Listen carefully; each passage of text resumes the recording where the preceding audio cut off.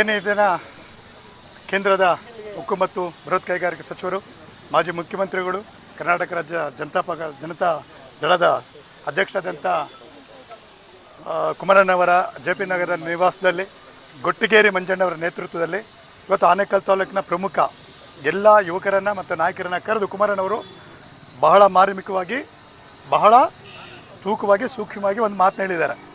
ಈಗಾಗಲೇ ನಮ್ಮ ನಾಯಕರೆಲ್ಲ ಕೇಳಿದ್ರು, ನಾವು ಸಂಘಟನೆ ಮಾಡಬೇಕು. ಹೌದು, ಈಗ ನಾವೇನು ಎನ್ ಡಿ ಎಲ್ಲಿ ಭಿನ್ನ ಭಾವ ಏನಿಲ್ಲ, ಸ್ಪಷ್ಟವಾಗಿ ಹೇಳಕ್ಕೆ ಬಯಸ್ತಾ ಇದ್ದೇನೆ ನಾನು.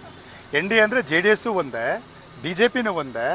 ಇಲ್ಲಿ ಎನ್ ಡಿ ಎ ನಾವೆಲ್ಲ ಒಂದೇ ಆಗಿರೋದ್ರಿಂದಾಗಿ ಕುಮಾರಣ್ಣವರು ಬಹಳ ಸ್ಪಷ್ಟವಾಗಿ ಹೇಳಿದ್ದಾರೆ.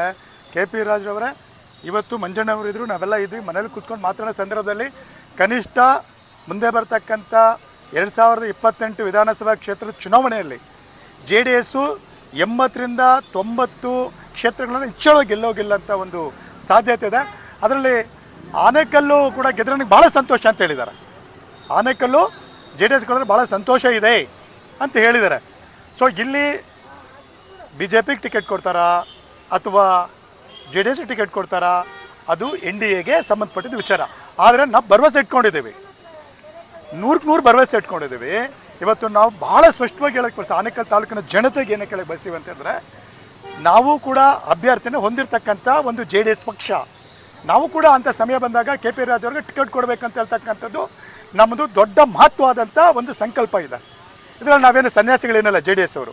ಆದರೆ ನಾವು ಗೊಂದಲ ಮಾಡಿಕೊಂಡು ಮಾಡೋಂಥದ್ದು ಏನಿಲ್ಲ. ಕುಮಾರಣ್ಣವರ ಆದೇಶ ಏನಿದೆ, ಗೊಟ್ಟಿಗೇರಿ ಮಂಜಣ್ಣವರ ಆದೇಶ ಏನಿದೆ, ಇವತ್ತಿಂದ ನಾವು ಆನೇಕಲ್ ತಾಲೂಕಿನ ಆದ್ಯಂತವಾಗಿ ಭಾಳ ಸ್ಫೂರ್ತಿದಾಯಕವಾಗಿ, ಚೈತನ್ಯಪೂರ್ವಕವಾಗಿ ಏನೆಲ್ಲ ನಮ್ಮ ಹಿರಿಯರಿದ್ದಾರೆ, ರಾಜಣ್ಣ ಅವರು ಹಿಂತಿರುಗಿ ಬಂದಿದ್ದಾರೆ, ನಮ್ಮ ರಂಜಾಡಿ ಅವರು, ಆಮೇಲೆ ನಮ್ಮ ಕೆ ಪಿ ಎನ್ ರೆಡ್ಡಿ ಅವರು ಬರಬೇಕಾಗಿತ್ತು, ಬರಲಿಲ್ಲ.